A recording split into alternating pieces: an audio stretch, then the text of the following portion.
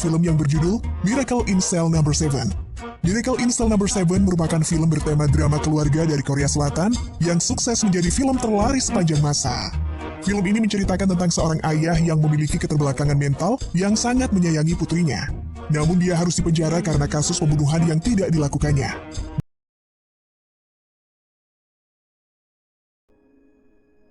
Film diawali dengan memperlihatkan seorang gadis cantik yang diberikan bingkisan oleh seorang polisi. Gadis tersebut bernama Yesung. Yesung kemudian membuka bingkisan yang berisi tumpukan berkas tersebut dan mengucapkan terima kasih pada si polisi dengan panggilan ayah.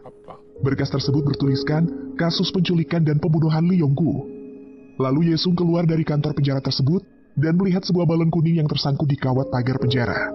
Sambil tersenyum, Yesung seperti teringat akan masa lalu.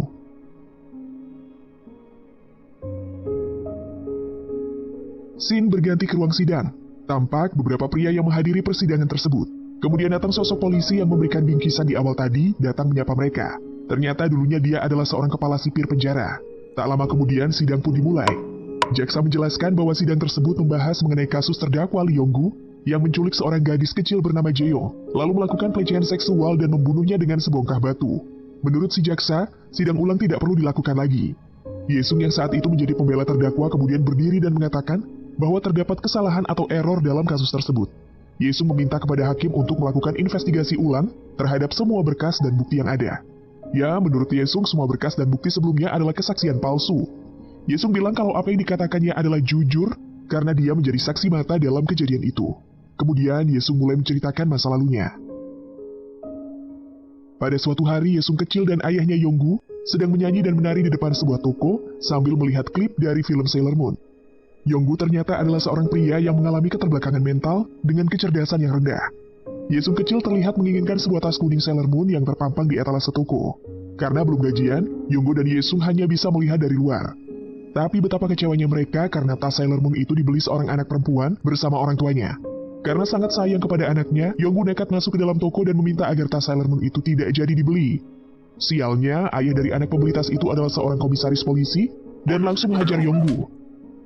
Melihat ayahnya dipukuli, Yesung hanya bisa menangis dan memohon pada si komisaris agar ayahnya tidak dipukuli lagi. Walaupun mereka gagal mendapatkan tas Sailor Moon itu, tapi Yong-gu tetap berjanji akan membelikannya setelah gajian. Esok paginya, Yong-gu yang akan berangkat kerja terlihat diantar oleh putrinya sambil membawakan botol minuman. Yesung juga berpesan pada ayahnya agar selalu menjaga kesehatan. Yesung dan ayahnya memiliki sebuah kebiasaan. Tiap ayahnya hendak pergi, Yesung menghitung sampai 3, kemudian ayahnya langsung berbalik dan memasang wajah konyol dan membuat Yesung tertawa bahagia. Ayahnya ternyata bekerja sebagai penjaga parkir di sebuah supermarket. Saat istirahat makan siang, tiba-tiba Yong-gu disapa oleh seorang gadis kecil yang ternyata adalah anak si komisaris polisi yang kemarin membeli tas Sailor Moon. Gadis kecil itu bernama Jae-yong. Dia lalu bilang ke Yong-gu kalau ada toko lain yang menjual tas Sailor Moon seperti yang dibelinya. Dengan semangat, Yong-gu pun mengikuti Jae-yong pergi ke pasar sambil berlari. Tak lama kemudian, seorang ibu-ibu lewat dan melihat Yong-gu sedang memberikan pernafasan buatan pada Jae-yong yang sudah terbaring dengan luka parah di dahinya. Si ibu yang salah paham kemudian langsung berlari dan berteriak meminta pertolongan. Dan naasnya Jae-yong diketahui meninggal pada saat itu. Malam harinya terlihat Yesung yang menunggu sang ayah pulang dari kerja. Namun sang ayah tak kunjung pulang. Yong-gu yang ternyata telah ditangkap polisi, kemudian dibawa ke TKP untuk mereka ulang kejadian. Di TKP sudah dipenuhi oleh wartawan serta warga sekitar, dan terlihat Yesung juga ada di sana. Sialnya, bentuk pertolongan pertama yang dilakukan oleh Yong-gu disalahartikan oleh orang-orang. Dan busuknya seorang polisi malah menyuruh Yong-gu untuk melepaskan celananya, dengan iming-iming akan segera melepaskan dan dipertemukan dengan putrinya. Warga yang melihat Yong-gu hendak melepaskan celananya, langsung mengamuk dan mengutuk Yong-gu dengan berbagai kata makian. Salah satu warga terlihat berlari dan melepas masker Yong-gu, hingga terlihat wajahnya. Yesung pun langsung kaget melihat ayahnya di sana. Kemudian Yong-gu dibawa kembali ke penjara, sementara Yesung hanya bisa menangis melihat ayahnya dibawa pergi oleh polisi.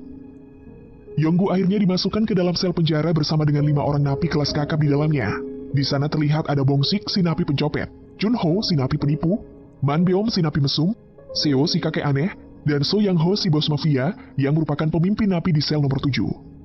Di situ Yong-gu langsung memperkenalkan dirinya dengan lengkap di hadapan para napi lainnya. Setelah itu, si bos mafia meminta Man-beom untuk memeriksa berkasnya. Saat mengetahui kalau Yonggu ditangkap karena memperkosa dan membunuh anak di bawah umur, para napi pun langsung menghajarnya. Tapi saat tahu bahwa Yonggu akan dihukum mati, si bos langsung duduk terdiam. Pada saat di lapangan penjara, Yonggu melihat bos napi lain ingin menusuk bos mafia, teman satu selnya. Tanpa pikir panjang, Yonggu langsung berlari menyelamatkan bos mafia itu, sehingga membuat dirinya tertusuk dan terluka parah. Si bos mafia yang merasa berhutang nyawa kepada Yonggu, ingin membalas budinya dengan mengabulkan apapun keinginannya. Dan Yonggu hanya menjawab, "Yesung." Hari pun berganti, terlihat para napi sedang disajikan hiburan penampilan lagu rohani, dan di situ terlihat Yesung kecil berada di antara penampil tersebut. Tapi seketika Yesung hilang di balik kerumunan, dan ternyata Yesung dibawa oleh tumpukan kardus yang didorong oleh Manbeom. Akhirnya Yesung pun berhasil dibawa ke sel nomor 7. Saat melihat putrinya, Yonggu langsung bergegas memeluk Yesung sembari menangis. Yesung pun bertanya, mengapa sang ayah dipenjara, padahal ayahnya bukan seorang penjahat. Kemudian dengan wajah polos, Yonggu bilang yang jahat bukan ayah, melainkan teman-temannya yang baru saja membantunya. Selang beberapa waktu kemudian, si Manbeom mendapat kabar bahwa rombongan Yesung mau pulang lebih cepat gara-gara pasturnya sakit gigi. Mendengar kabar itu, Yesung langsung komplain karena janjinya adalah 2 jam. Ternyata cuma setengah jam. Dan semua napi di sel tahanan tersebut jadi pusing karena harus berusaha memberikan pengertian kepada Yesung. Akhirnya Yesung mau pulang karena si bos mafia sudah berjanji akan membawa Yesung kembali untuk bertemu ayahnya lagi. Tapi ternyata rombongan Yesung rupanya sudah pergi duluan. Akhirnya Yesung pun sementara menetap di sel nomor 7. Beberapa hari kemudian, Chongbo mendapat kabar kalau 2 hari lagi akan ada acara keagamaan lagi, sehingga ada kesempatan untuk memulangkan Yesung. Namun kehadiran Yesung memberikan atmosfer berbeda di sel nomor 7. 와, 예쁘다. 예승 이뻐. 이 볼륨 달린. Hingga akhirnya tiba saatnya untuk Yesung pulang. Namun saat mau dibawa ke rombongan, rupanya itu bukan rombongan Yesung yang sebelumnya, melainkan rombongan biksu Shaolin. Sementara itu, sang kepala sipir menyadari bahwa ada gadis kecil yang hilang dari rombongan keagamaan tempo hari. Tiba-tiba salah satu petugas datang untuk mengecek ke ruang sel tahanan tersebut, dan sialnya Yesung ketahuan oleh kepala sipir penjara. Karena pelanggaran tersebut, akhirnya Yonggu kena amukan dari kepala sipir penjara dan dikurung di penjara terpencil. Tapi tiba-tiba suatu malam terjadi kebakaran di penjara yang disebabkan oleh salah satu napi. Saat itu sang kepala sipir langsung menyuruh anak buahnya untuk mengeluarkan napi lainnya dari sel tahanan. Sedangkan sang kepala sipir sendiri menerobos ke ruangan si pelaku dan sialnya dia malah terperangkap di sana. Melihat hal itu tanpa pikir panjang, Yonggu pun langsung menyelamatkan si kepala sipir tadi. Keesokan harinya, si kepala sipir tampak terbaring di rumah sakit penjara. Lalu dokter mengatakan kalau Yonggu tidak menyelamatkan dirinya, mungkin dia tidak akan selamat. Saat itu terlihat juga Yonggu belum sadarkan diri dan terbaring sebelah ranjangnya. Scene berpindah di sekolah. Yesung yang baru masuk lagi ditanya oleh gurunya soal kondisinya. Dan Yesung meminta gurunya untuk bertanya langsung kepada ayahnya. Kemudian Yesung pun pergi menemui ayahnya di penjara ditemani oleh gurunya. Saat itu gurunya menceritakan semua prestasi Yesung di sekolah kepada Yonggu. Dari situ gurunya akhirnya tahu bahwa selama ini yang mengatur semua urusan rumah, dari bayar listrik sampai mengatur keuangan keluarga adalah Yesung yang masih berusia 6 tahun. Akhirnya waktu berkunjung pun sudah habis. Yonggu dibawa masuk lagi ke dalam penjara, sementara itu sang kepala sipir hanya melihat dengan wajah bimbang. Yesung yang melihat ayahnya pergi membuat dia menangis sejadi-jadinya. Karena hal itu, Yesung pun akhirnya lemah dan masuk rumah sakit. Pihak panti asuhan bilang bahwa Yesung harus dipindahkan ke panti asuhan kota lain agar hidupnya lebih terjamin. Mendengar hal itu, Yesung bilang kepada kepala sipir penjara bahwa dirinya tidak mau dipindahkan ke kota lain. Sampai Yesung memohon kepada kepala sipir agar dia dipenjara saja supaya bisa dekat dengan ayahnya. Kepala sipir hanya bisa terdiam dan langsung melangkah pergi. Kembali ke penjara, terlihat beberapa petugas penjara tengah protes kepada kepala sipir atas keputusannya. Mereka semua takut dipecat, sedangkan si kepala sipir tampak yakin dengan keputusannya. Selang beberapa waktu, tampak salah satu petugas datang ke sel tahanan nomor 7 dengan membawa kardus yang sangat besar. Dan ternyata kardus itu berisi Yesung. Hal ini membuat mereka panik, tapi petugas bilang kalau Yesung dibawa ke situ atas sepengetahuan sang kepala sipir. Akhirnya Yesung pun menjadi penghuni sel nomor 7 lagi, dan minta dibacakan cerita oleh napi bos mafia. Tapi sayangnya si bos mafia ternyata tidak bisa membaca. Sementara itu ternyata sang kepala sipir pergi ke kantor kepolisian pusat untuk mengecek kasus berkas Yonggu. Saat membaca berkasnya, dia menemukan ada yang ganjal pada kesaksian yang ditulis oleh Yonggu. Dia merasa Yonggu yang kurang pintar tidak mungkin bisa menulis kesaksian sedetail ini. Kemudian sang kepala sipir menjemput Yesung di sekolah, dan akhirnya Yesung kini diadopsi oleh kepala sipir. Suatu hari Yesung yang berada di sel nomor 7 sedang mengajari si bos mafia untuk membaca dan menulis. Kemudian Bongsik masuk dengan terlihat lesu lunglai, karena ternyata hari itu istrinya sedang melahirkan tapi dia tidak bisa menghubungi istrinya. Yesung yang menyadari hal itu langsung mengeluarkan HP dari dalam tasnya yang dipinjami oleh teman sekelasnya. Dia lalu memberikan HP tersebut pada Bongsik guna menelpon istrinya. Bongsik pun kegirangan dan langsung menelpon istrinya. Dia pun terharu bisa menelpon istrinya yang baru melahirkan anak pertamanya. Selang beberapa waktu, Yonggu mendapat kabar bahwa sidang putusan terakhirnya akan diadakan sebentar lagi. Teman-teman satu sel Yonggu mulai mempertanyakan kejadian sebenarnya. Mereka merasa heran kenapa gadis kecil tersebut jatuh. Akhirnya mereka mulai reka ulang kejadian karena ingin mengetahui misteri kematian anak gadis komisaris polisi. Dan dari situlah mereka mengetahui bahwa gadis itu terpeleset, lalu kepalanya terbentur aspal dan tertimpa batu bata dari atap tenda warung di pasar. Si bos mafia juga bertanya, mengapa Yonggu melakukan tindakan asusila dengan melepaskan celana gadis itu. Ternyata di tempat kerjanya Yonggu diajarkan CPR dan pertolongan pertama pada kecelakaan. Namun saat kejadian penyelamatan itu, ternyata disalahpahami oleh orang-orang. Mengetahui kalau Yonggu tidak bersalah, teman-temannya mulai mengajarinya agar dapat berbicara dengan benar saat sidang keputusan nanti. Dan bahkan si kepala sipir sampai datang ke komisaris polisi untuk meyakinkan kalau Yonggu ini tidak bersalah. Namun sang komisaris bersikeras bahwa harus ada yang bertanggung jawab atas kematian putrinya. Akhirnya sidang Yonggu pun tiba. Akan tetapi sebelum sidang dimulai, sang komisaris polisi menemui Yonggu dan dia mengancam kalau dia tidak mau mengaku bersalah, maka sang komisaris akan melakukan hal yang sama pada Yesung. Alhasil ketika ditanya oleh hakim, Yonggu pun mengaku bersalah dan meminta maaf. Mendengar hal itu, semua yang ada di ruang sidang menjadi ribut dan sang kepala sipir sangat marah kepada Yonggu. Hal itu dilakukannya karena Yonggu tidak ingin putrinya mengalami hal yang mengerikan, sehingga dia memutuskan untuk dihukum mati. Hari-hari pun berganti. Tampak Yonggu terlihat bahagia di dalam penjara dan sesekali ia ditemani putrinya. Yesung juga terlihat bahagia tinggal bersama dengan keluarga kepala sipir. Hingga suatu hari, si kepala sipir diberitahu atasannya bahwa tanggal eksekusi Yonggu sudah ditetapkan, yaitu pada tanggal 23 Desember, persis di hari ulang tahun Yesung. Kemudian keesokan harinya, sang kepala sipir memohon kepada guru Yesung untuk melakukan sesuatu sebelum tanggal 23 Desember. Si kepala sipir mengatakan bahwa di tanggal tersebut adalah untuk terakhir kalinya Yesung ketemu dengan ayahnya. Saat itu teman-temannya tidak terima, karena Yonggu tidak bersalah dan tidak seharusnya mendapatkan hukuman itu. Mereka pun mulai menyiapkan rencana untuk mengeluarkan Yonggu dari penjara. Hingga akhirnya hari yang direncanakan telah tiba.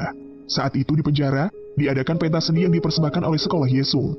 Dan di ujung acara, para anak turun ke penonton untuk mengajak bernyanyi bersama. Saat itu Yonggu bersama Yesung berjalan keluar diikuti yang lainnya. Dan ternyata di luar ruangan sudah ada balon udara yang disiapkan oleh teman-teman satu selnya. Kemudian mereka menyuruh Yonggu dan Yesung untuk naik ke balon udara, lalu memutuskan talinya dan membiarkan mereka terbang. Melihat hal itu, para petugas keamanan langsung mengejarnya, tapi dihalangi oleh para napi yang lain. Balon udara pun melambung terbang ke udara. Tapi sialnya, tali balon udara itu tersangkut di kawat pagar penjara. Namun demikian, Yonggu dan Yesung yang lugu terlihat tampak bahagia karena dapat menikmati indahnya mentari terbenam. Sementara semua napi hanya bisa terdiam dan kecewa karena rencananya gagal. Hari pun berlalu. Akhirnya tiba tanggal 23 Desember, semua orang napi di sel nomor 7 merayakan ulang tahun Yesung dengan kue dan banyak hadiah. Si bos napi bahkan berhasil mendapatkan tas Sailor Moon yang diinginkan Yesung sejak dulu. Kemudian tiba-tiba Yesung bersimpuh dan berterima kasih pada Yonggu karena sudah menjadi ayahnya. Sang ayah pun juga melakukan hal yang sama dan lalu mereka pun berpelukan, tanpa tahu bahwa itu mungkin menjadi pelukan yang terakhir bagi mereka. Kemudian bos napi menuliskan sesuatu di punggungnya dan diikuti oleh napi lainnya. Akhirnya Yonggu dan Yesung pun berjalan keluar dari sel tersebut. Di punggung Yonggu terlihat pesan dari teman-temannya yang bertuliskan, "We love you." Ditemani petugas dan kepala sipir, Yonggu dan Yesung berjalan ke arah pintu penjara. Di situ wajah Yonggu tampak sangat gelisah jikalau harus berpisah dengan putrinya. Yonggu pun dibawa pergi, dan sembari melakukan kebiasaan perpisahan dengan sang putri. Hingga akhirnya Yonggu menghilang dari pandangan Yesung. Namun kala terlepas dari penglihatan putrinya, Yonggu kehilangan keseimbangan dan terjatuh. Sementara Yesung masih menghitung 1-3, tapi ayahnya tak kunjung muncul sehingga membuat Yesung menangis. Mendengar tangisan putrinya, Yonggu pun berlari dan langsung memeluknya. Yonggu berteriak memohon kepada petugas sipir, berharap dia tidak dipisahkan dengan putrinya. Seiring Yesung menangis, kita dibawa kembali ke momen persidangan kala Yesung sudah dewasa. Di situ Yesung menutup cerita dengan mengatakan bahwa dia ada di situ dalam rangka membela dan mengembalikan nama baik almarhum sang ayah, yang sudah difitnah dan diperalat oleh pihak-pihak yang tak bertanggung jawab. Dalam tangisannya, Yesung meminta tolong orang-orang di sana untuk memaafkan ayahnya. Akhirnya, sang hakim pun mengetuk palunya dan menyatakan bahwa almarhum Yonggu dibebaskan dari tuduhan dan dinyatakan tidak bersalah. Semua orang yang hadir di persidangan bersorak gembira, sementara Yesung dalam diam dan berlinang air mata memandangi foto mendiang ayahnya. Kita kembali ke scene awal film. Usai memenangkan persidangan, Yesung melihat balon kuning menyangkut di kawat pagar penjara. Seketika itu, Yesung melihat ayahnya dan dirinya waktu kecil menyapa dengan sapaan kata cinta dari atas balon udara. Seiring mengucapkan kata perpisahan, dan seiring hilangnya fitnah terhadap Yonggu, balon udara tersebut mulai terbang tinggi menjauh. Namun, gaungan teriakan kata cinta dari ayahnya masih terdengar. Yesung dengan tangisan haru mengucapkan kata sayang kepada sang ayah seiring melepaskan kepergiannya. 안녕, 아빠.